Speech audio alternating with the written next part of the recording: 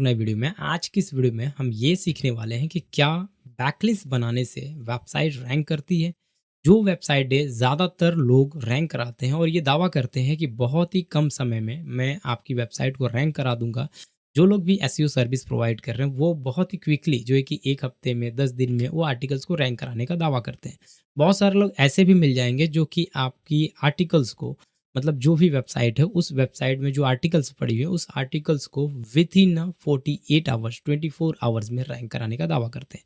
अब हम इसकी सच्चाई के बारे में बात करेंगे और जानेंगे कि जो आर्टिकल्स का फंडा है वो कितना हद तक सही है। क्या आर्टिकल्स अगर हम बात करें जो हम आर्टिकल्स देते हैं और उस आर्टिकल्स के ऊपर अगर हम बैकलिंक्स बनाते हैं तो उससे क्या रैंकिंग हमें मिलती है, पुश मिलती है। इसके बारे में हम बहुत ही डीप में जानेंगे।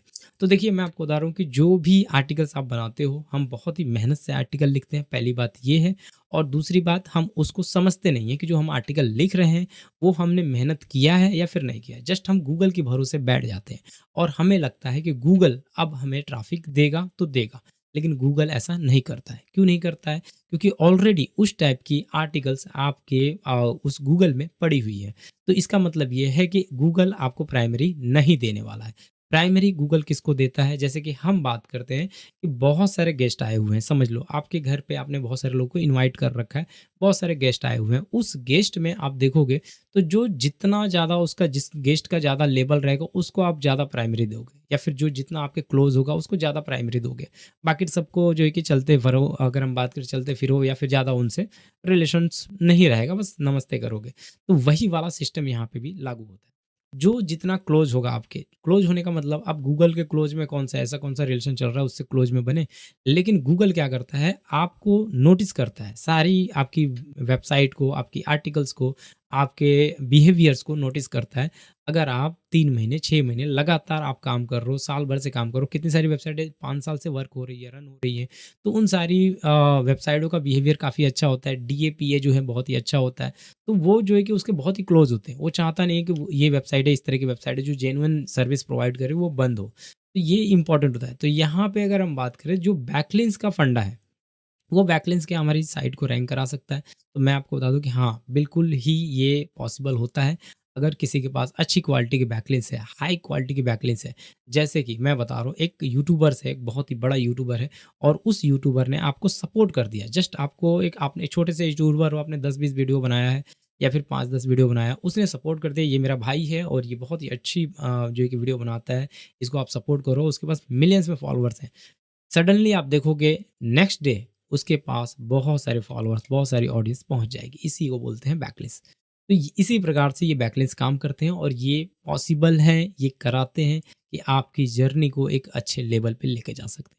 अब बात ये है कि बैकलिंक्स मिलेगी कैसे और बैकलिंक्स को क्यों हमें ढूंढना चाहिए और कैसे बनाना चाहिए, ये इंपॉर्टेंट है। क्या हम बैकलिंक्स को बाय करें? तो मेरा आंसर यहाँ पे यहाँ पे ये रहेगा, बाय नहीं करना है। आपको बैकलिंक्स बाय करने की ज़रूरत नहीं है। देखो, बैकलिंक्स बाय करने से अच्छा है कि हम खुद बैकलिंक्स को बिल्ड करें। बैकलिंक्स को खुद बिल्ड करने के लिए आपको क्या करना पड़ेगा, फेसबुक, ट्विटर या फिर अगर हम बात करें अलग अलग सोशल मीडिया का सहारा लेना पड़ेगा, सपोर्ट लेना पड़ेगा।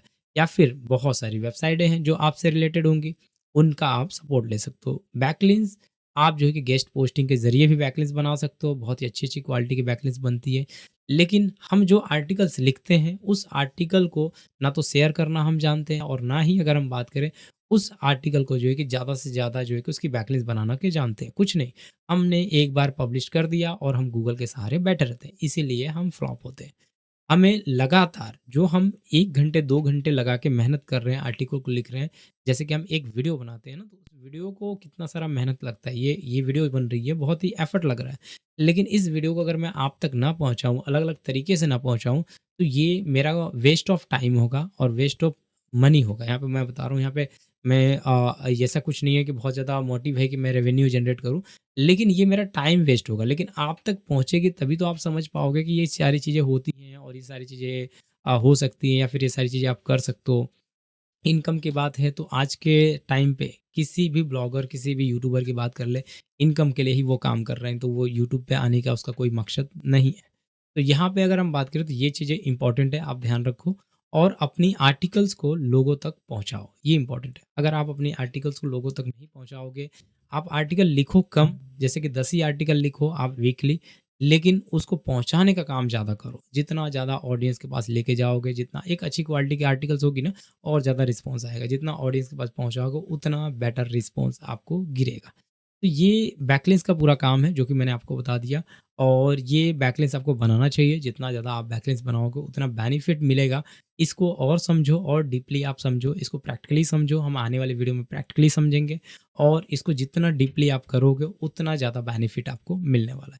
तो आई होप कि वीडियो आपको समझ में आई होगी। जो भी चीज़ें मैं समझाने की कोशिश किया, वो चीज़ें आपको समझ में आई होगी। और अगर आप इधर-विधर भाग रहे हो, भटक रहे हो, बहुत सारी वीडियो देख रहे हो, तो वो सब चीज़ें बंद कर दो। आप किसी एक चैनल के साथ में जुड़ जाओ, या फिर कोई अच्छा-सा, अगर हम बात करें, स्ट्रेटजी को फ़ॉलो करते हुए लगातार काम करो। आप थोड़ा अपने आप को अप टू डेट रखो, क्योंकि टेक्नोलॉजी है, सिस्टम है, ये अपडेट अपडेट होते रहते हैं। अगर आप वही घिसी-पिटी सिस्टम के साथ में चलोगे, तो वो डेड हो जाते हैं, और बाद में आप उसमें सक्सेस नहीं हो पाओगे। आपको अप टू डेट होना पड़ेगा।